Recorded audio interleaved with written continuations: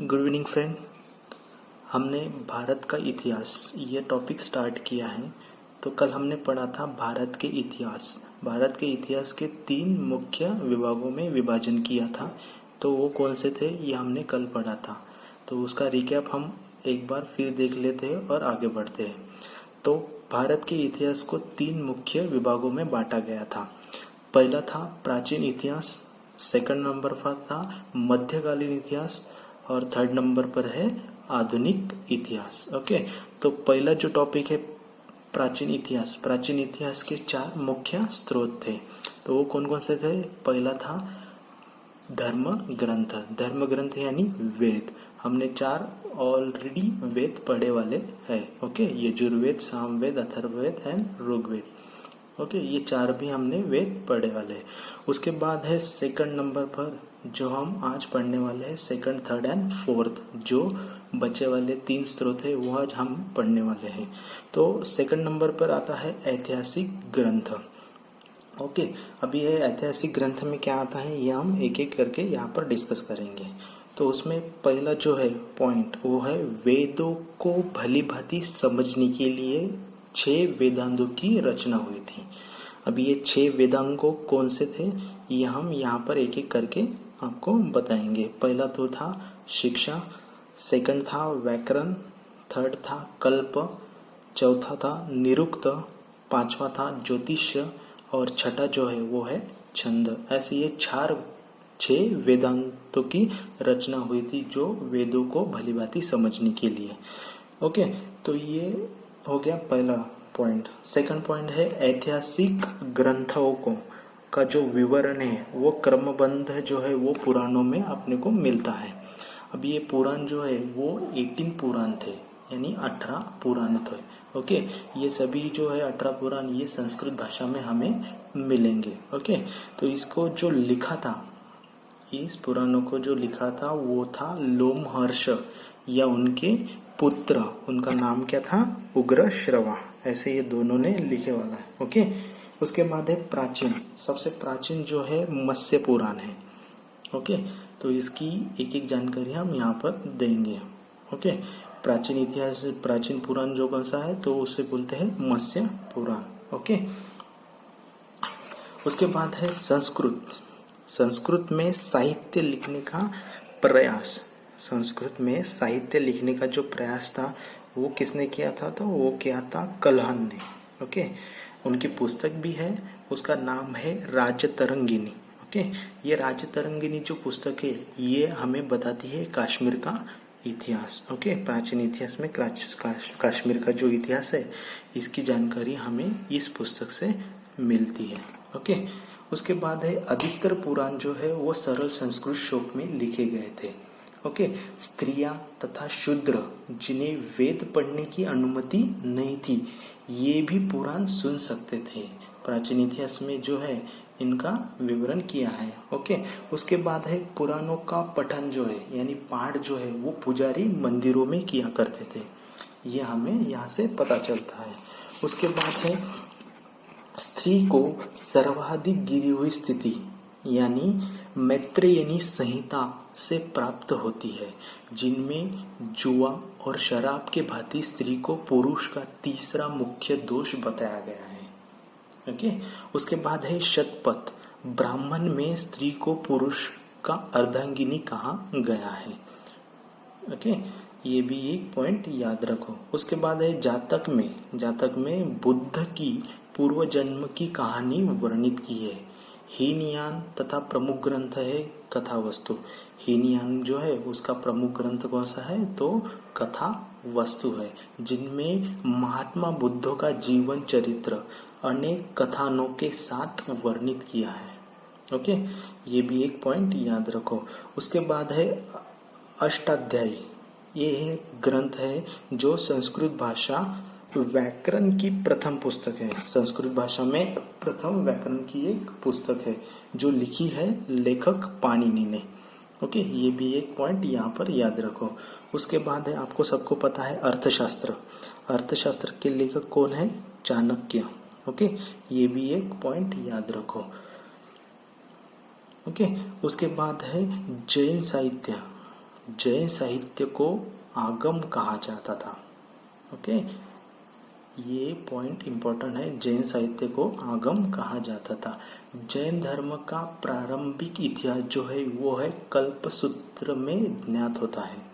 जैन ग्रंथ भगवती सूत्र में महावीर के जीवन कृत्यों तथा अन्य समकालीनों के साथ उनके संबंधों का यहाँ पर विवरण हमें मिलता है।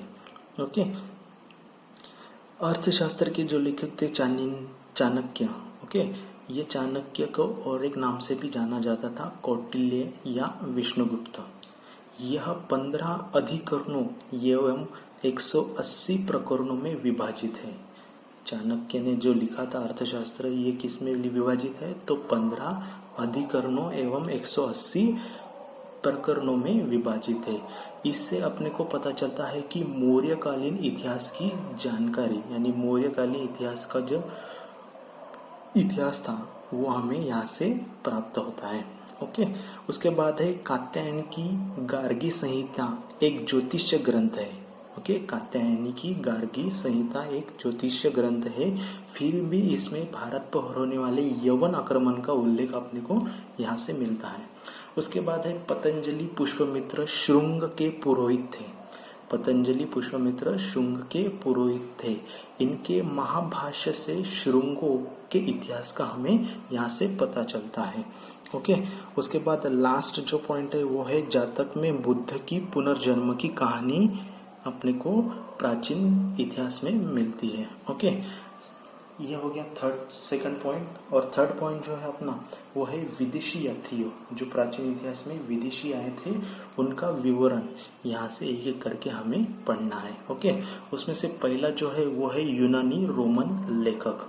ओके, यूनानी रोमन लेखक में पहला जो है वो है, यूनानी रोमन लेखक में पहला जो है वो यहाँ पर है टेसियस। ओके, टेसियस यह एक ईरान का राज्य वैद्य था। क्या था? ये राजवैद्य था। भारत के संबंध में इनका विवरण आश्चर्यजनक कहानियों से परिपूर्ण होने के कारण अविश्वसनीय है।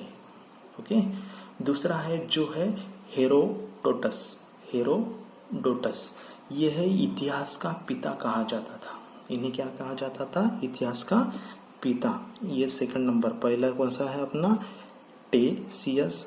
ओके, सेकंड नंबर पर है हेरोडोटस, इसे इतिहास का पिता भी कहा जाता। अभी इसने पुस्तक लिखी जी। ओके, ये कौन सी पुस्तक है इसका भी हम यहाँ पर जिक्र करेंगे। तो इसने अपनी पुस्तक हिस्टोरिया में 5वीं शताब्दी ईस्वी सन पूर्व के भारत फारस, ओके, फारस यानी ईरान के संबंध का वर्णन किया है, परंतु इसका विवरण भी अनुश्रुतियों यानी आपने खाली ये आपने सुना है। ओके, ये अफवाहों पर आधारित है। ओके, उसके बाद है सिकंदर के साथ आने वाले लेखक। ओके, सिकंदर के साथ कौन कौन से लेखक आए थे? जो थे निर्थाकस। ओके, निर्थाकस, एनेस्टिक्रट्स तथा आर्स्ट्यूबुलस, ये का विवरण अधिक प्रामाणिक एवं विश्वसनीय है। ओके, फोर्थ नंबर पे आए थे मेगस्थनीज। इसका नाम तो आपने सुना। ये कौन सा था? ये था सेलुलस निकेटस का राजदूत था, जो चंद्रगुप्त मौर्य के दरबार में आया था। ओके, ये भी याद रखो पॉइंट। इसके बाद है डाइमेकस। ओके, डाइमेकस यह सीरियन नरेश एंटियोकस का राजदूत था। डाइमेकस कौन सा था? ये एक सीरियन नरेश एंटियोकस का राजदूत था, जो बिंदुसार के राज दरबार में आया था। इसका विवरण भी मौर्य युग से संबंधित है। ओके, छठे नंबर पे आया था डायोनिसियस। ओके, यह एक मिश्र नरेश टॉलमी वो फिलाडेल्फस का राजदूत था, जो अशोक के राज दरबार में आया था।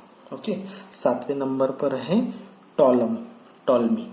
ओके, टॉलमी इनने दूसरी शताब्दी में भारत का भूगोल नामक पुस्तक लिखी थी। ओके, आठवें नंबर पर है प्लिनी इसने प्रथम शताब्दी में नेचुरल हिस्ट्री नामक पुस्तक लिखी की, जिसमें भारतीय पशुओं, पेड़ पौधों, खनिज पदार्थ आदि के बारे में विवरण हमें यहाँ से मिलता है। ओके, ये टोटल 8 यूनानी रोमन लेखक जो विदेशी थे, जो भारत आए थे और ये भारत में आके अनेक अनेक ग्रंथ लिखे, और इसका विवरण हमें यहाँ से प्राचीन इतिहास के बारे में पता चलता है। उसके बाद जो है वो है चीनी लेखक। अब ये चीनी लेखक कौन से थे, एक एक करके हमें यहाँ पर डिस्कस करना है। पहला जो है था फाहियान। यह एक चीनी यात्री गुप्त नरेश चंद्रगुप्त द्वितीय के दरबार में आया था। इसने अपने विवरण में मध्य प्रदेश के समाज एवं संस्कृति के बारे में वर्णन किया है।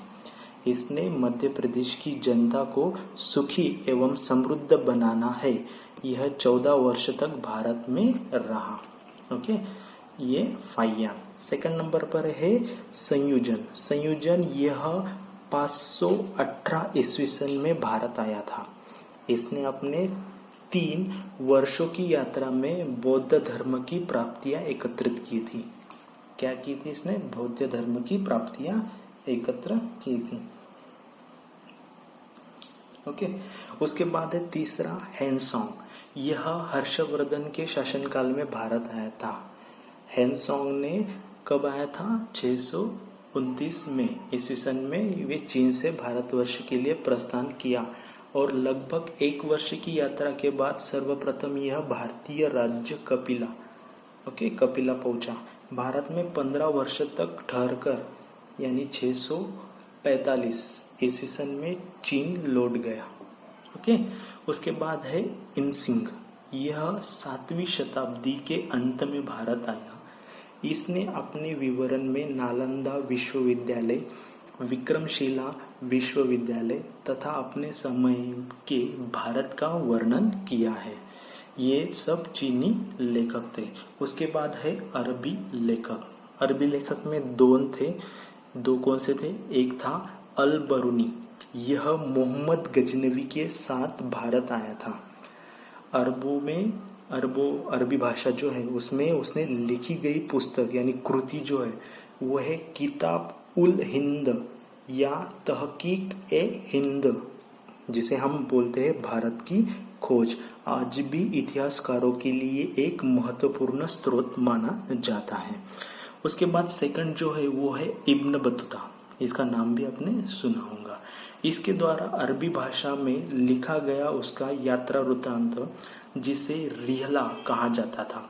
क्या कहा जाता था? रिहला कहा जाता था। 14वीं शताब्दी में भारतीय उपमहाद्वीप के सामाजिक तथा सांस्कृतिक जीवन के विषय में बहुत ही प्रचुर तथा सबसे रोचक जानकारियों देता था। ओके, 1333 में दिल्ली पहुंचने पर इनकी विद्वता से प्रभावित होकर सुल्तान मोहम्मद बिन तुगलक ने इसे दिल्ली का काजी या न्यायाधीश नियुक्त किया था। ये भी आपको पता है। ओके, उसके बाद अन्य लेखक कौन से थे? तो तारानाथ। यह एक तिब्बती लेखक था। क्या था ये? तिब्बती लेखक था। इसने कंग्यूर तथा तंग्यूर नामक ग्रंथ की रचना की थी। इससे भारतीय इतिहास के बारे में अपने को जानकारी मिलती है। सेकंड नंबर पे था मार्को पोलो। यह 13वीं शताब्दी के अंत में पांड्य देश के यात्रा पर आया था। कौन से देश के? पांड्य देश के यात्रा पर आएगा।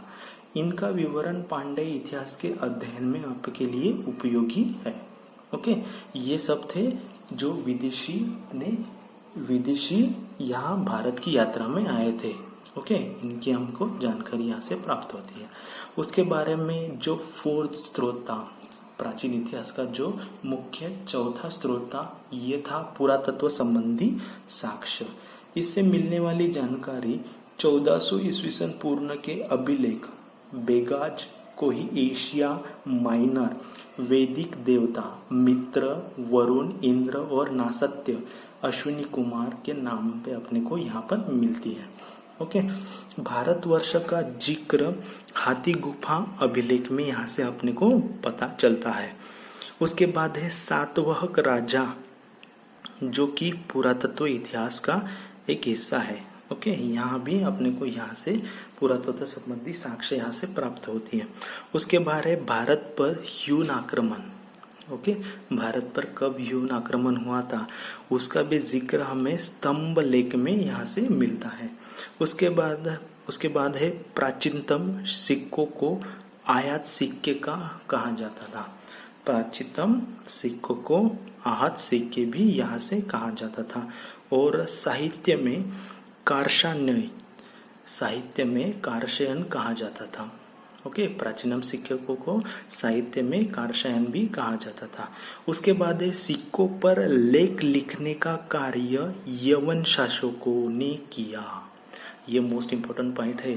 सिक्के के ऊपर जो लेख लिखने का जो कार्य है, इस कौन से शासक ने किया था? तो ये यवन शासकों ने किया था। उसके बाद है मोस्ट इम्पोर्टेंट पॉइंट और भी है दो। एक है उत्तर भारत के मंदिर शैली को नागर शैली कहा जाता था। उसके बाद है दक्षिण भारत की मंदिर शैली को द्रविड़ शैली कहा जाता था।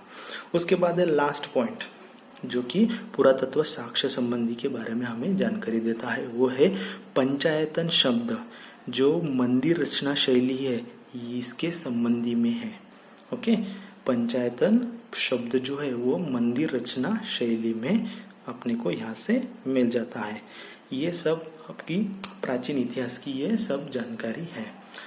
ओके, सो थैंक यू दोस्तों।